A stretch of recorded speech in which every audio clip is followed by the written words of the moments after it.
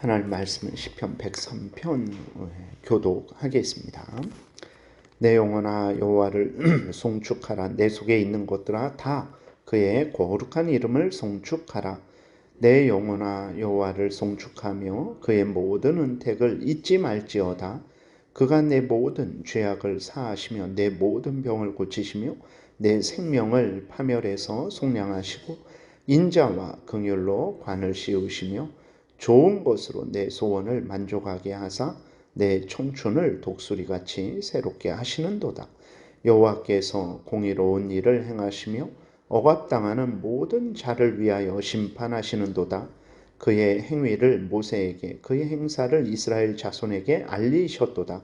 여호와는 긍휼이 많으시고 은혜로우시며 노하기를 더디하시고 인자와 인자하심이 풍부하시도다.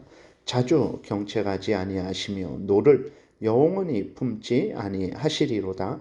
우리의 죄를 따라 우리를 처벌하지는 아니하시며 우리의 죄악을 따라 우리에게 그대로 갚지는 아니하셨으니 이는 하늘이 땅에서 높음같이 그를 경외하는 자에게 그의 인자하심이 크심이로다. 동이 서에서 먼 것 같이 우리의 죄가를 우리에게서 멀리 옮기셨으며 아버지가 자식을 긍휼히 여김같이 여호와께서는 자기를 경외하는 자를 긍휼히 여기시나니 이는 그가 우리의 체질을 아시며 우리가 단지 먼지뿐임을 기억하심이로다. 인생은 그 날이 풀과 같으며 그 영화가 들의 꽃과 같도다. 그것은 바람이 지나가면 없어지나니 그 있던 자리도 다시 알지 못하거니와 여호와의 인자하심은 자기를 경외하는 자에게 영원부터 영원까지 이르며 그의 의는 자손의 자손에게 이르리니 곧 그의 언약을 지키고 그의 법도를 기억하여 행하는 자에게로다. 여호와께서 그의 보좌를 하늘에 세우시고 그의 왕권으로 만유를 다스리시도다. 능력이 있어 여호와의 말씀을 행하며 그의 말씀의 소리를 듣는 여호와의 천사들이요 여호와를 송축하라. 그에게 수종들며 그의 뜻을 행하는 모든 천군이요 여호와를 송축하라. 여호와의 지으심을 받고 그가 다스리는 모든 곳에 있는 너희여 여호와를 송축하라. 내 영혼아 여호와를 송축하라. 아멘. 기도드리겠습니다.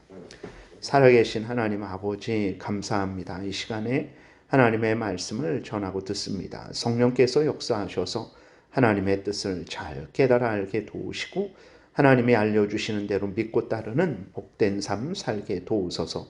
예수 그리스도의 이름으로 기도드렸습니다. 아멘. 우리가 어제 이제 그 6절까지 살펴봤는데 거기에서 말을 하는 것은 무엇이냐면 하나님은 참으로 은혜로우신 하나님이라는 거죠. 하나님이 우리의 죄를 용서해 주시고 우리의 필요한 모든 것들을 채워주시는 하나님이시니 하나님의 베풀어 주신 은혜를 잊지 말고 하나님께 영광을 돌려라 라고 이렇게 다윗이 말을 했습니다.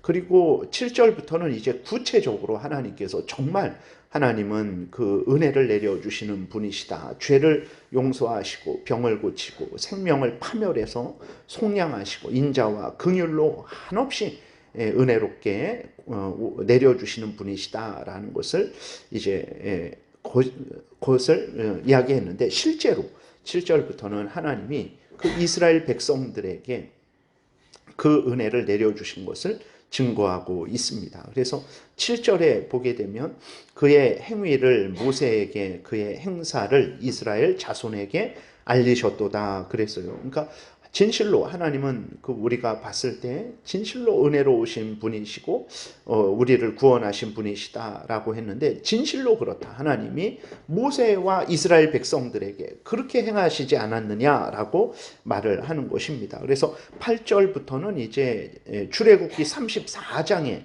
보게 되면 하나님이 모세에게 하나님이 어떤 분이신지 알려주신 것을 다윗이 그대로 인용을 하고 있어요. 8절에 보게 되니까 여호와는 긍휼이 많으시고 은혜로우시며 노하기를 더디하시고 인자하심이 풍부하시도다.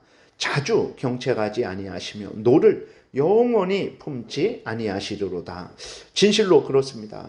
하나님은 긍휼이 많고 은혜롭고 노하기를 더디하시고 인자하심이 풍부하시다 그랬는데 진실로 이스라엘에게 이 은혜를 허락하셨어요. 민수기 14장에 보게 되면 하나님이 이스라엘 백성들을 책망을 하실 때 한탄하시죠. 그러면서 뭐라고 말씀하시면 이 백성들이 나의 은혜를 그렇게 맛보고 그 기적을 보고서도 나를 거역한 것이 10번이나 나를 반역했다라고 그렇게 말씀을 하세요. 그 10번이라는 것은 하나 둘 셋 넷 이러한 의미보다도 그러니까 아주 항상 하나님을 거역했다라는 거예요. 그러니까 이스라엘 백성들이 그러한 풍성한 은혜를 받고도 항상 하나님을 거역했다라는 거예요. 그런데도 하나님은 어떻게 하셨습니까? 9절에 자주 경책하지 아니하시고 노를 영원히 품지 아니하셨죠. 그들을 용서하시고 다시 회복시키시고 가나안 땅에 들어가게 하신 것을 우리는 성경을 통해서 보게 됩니다. 진실로 하나님은 은혜로우시고 노하기를 더디하시고 인자하심이 풍부하신 하나님이시죠. 10절에 우리의 죄를 따라 우리를 처벌하지는 아니하시며 우리의 죄악을 따라 우리에게 그대로 갚지 아니하셨으니 라고 기록이 되어 있는데 진실로 그렇습니다. 우리들이 의로운 것 같이 여겨지지만 절대 그렇지 않습니다. 여러분들이 저를 볼 때 부족한 것들이 많잖아요. 사람이 사람을 봐도 부족한데 하나님이 우리를 살피시면 얼마나 부족하겠습니까? 그런데도 우리가 이때까지 이렇게 살아있고 하나님의 이름을 부르고 은혜를 누리는 것은 무엇입니까? 하나님이 우리 죄를 따라 처벌하지 아니하셨기 때문에 그렇습니다.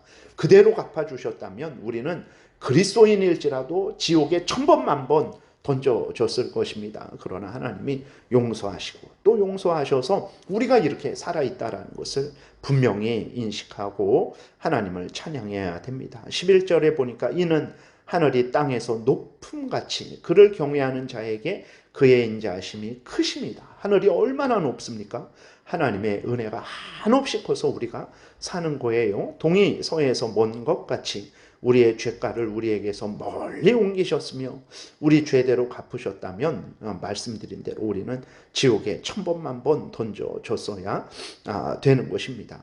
그러니까 이것이 정말 큰 은혜죠. 그러니까 사람이 이 땅에서 고난을 당하고 슬픔을 당하고 죽음을 당하고 그 다음에 영원한 지옥불에 던져지는 것은 돈이 없어 그런 것도 아니고 지혜 없어 그런 것도 아니고 집안이 정말 금수저 집안이 아니어서 그런 것도 아니고 죄 때문에 그런 것입니다.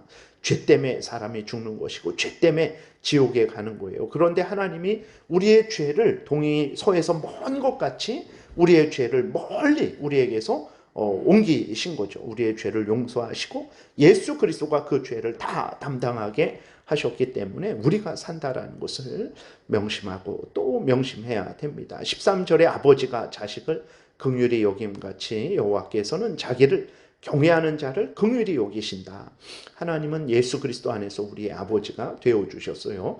지극히 존귀하신 하나님, 전능하신 하나님, 원래부터 스스로 영원히 계신 하나님이 우리의 아버지가 되어주시고 우리를 자녀 삼아 주셨다라는 것을 우리가 명심해야 됩니다. 그래서 우리가 사는 것입니다.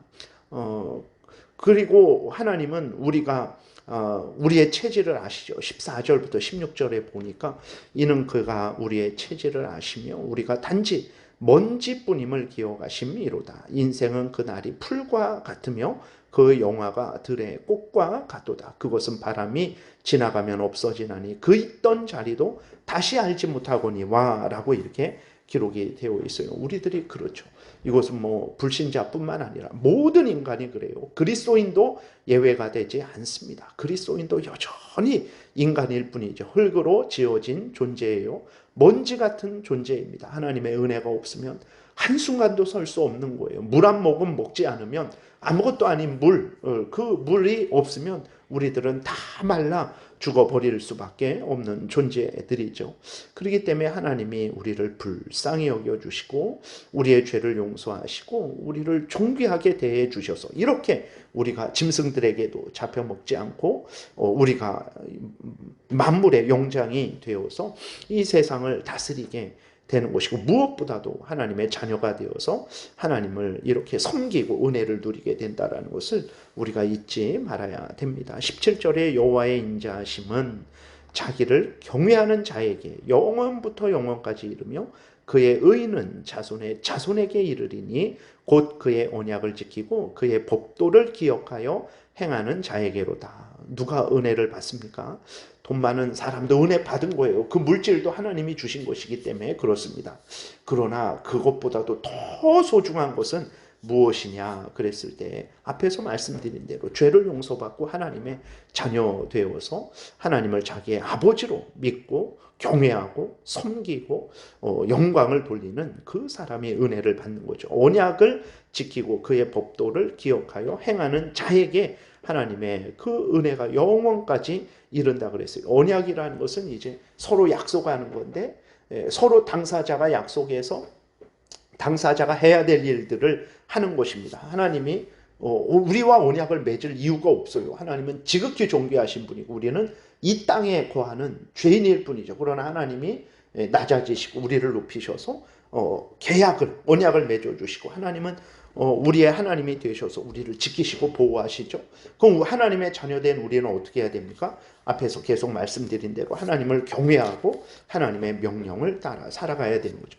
그렇게 하나님의 자녀 되어서 하나님을 경외하고 하나님의 명령을 따라 살아가는 자들에게 하나님께서 영원부터 영원까지 은혜를 내려 주신다라는 거예요. 그렇기 때문에 우리가 하나님을 믿고 섬기는 것을 소중히 여겨야 되고 정말 그것을 가장 큰 복으로 여겨야 되는 것입니다. 19절부터는 여호와께서 그의 보좌를 하늘에 세우시고 그의 왕권으로 만유를 다스리시도다. 하나님이 통치하는 것이지 우리나라의 이 대통령 저 대통령이 통치하는 것이 아닙니다. 물론 하나님이 그를 세우셔서 통치하시는 거죠.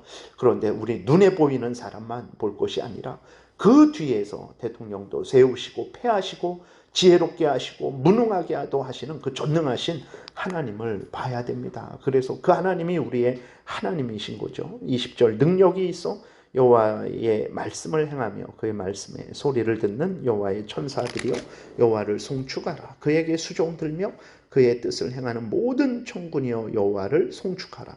마땅히 천사들도 스스로 존재하는 거 아닙니다. 하나님에 의해서 존재하는 거죠. 하나님을 찬송함이 마땅하고 여호와의 지으심을 받고 그가 다스리시는 모든 곳에 있는 너희여 여호와를 송축하라. 내 영혼아 여호와를 송축하라. 예수 그리스도의 피로 죄 용서함을 받고 하나님의 자녀가 되어서 한없는 자비와 긍휼과 은혜를 입은 자는 마땅히 하나님을 찬양해야 됩니다. 그런데도 하나님을 찬양하지 않는다면 참 이사야 1장에서 짐승도 그 먹이 주는 주인을 아는데 너희는 도대체 나를 모르느냐라는 그 이스라엘을 향해 하셨던 책망이 오늘 우리들에게도 있을 것이라는 것을 우리가 기억하고 정말 하나님의 은혜를 잊지 말고 항상 은혜 주신 하나님께 모든 마음과 뜻과 정성과 목숨을 다해서 하나님을 찬양하고 섬기는 삶을 살아야 되겠습니다.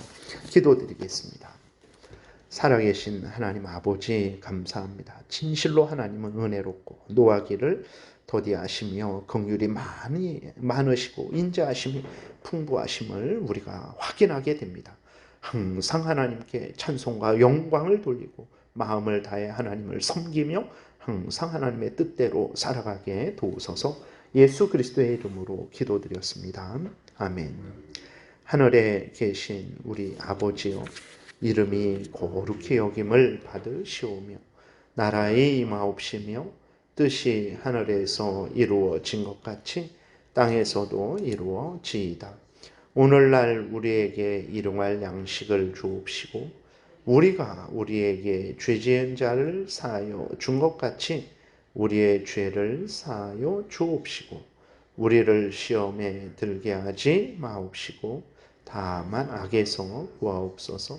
대개 나라와 권세와 영광이 아버지께 영원히 있사옵나이다. 아멘. 지금은 우리 구주 예수 그리스도의 은혜와 하나님 아버지의 크신 사랑과 성령의 교통하심이 하나님의 모든 택한 백성들 머리 위에 지금부터 영원토록 함께 있을지어다. 아멘.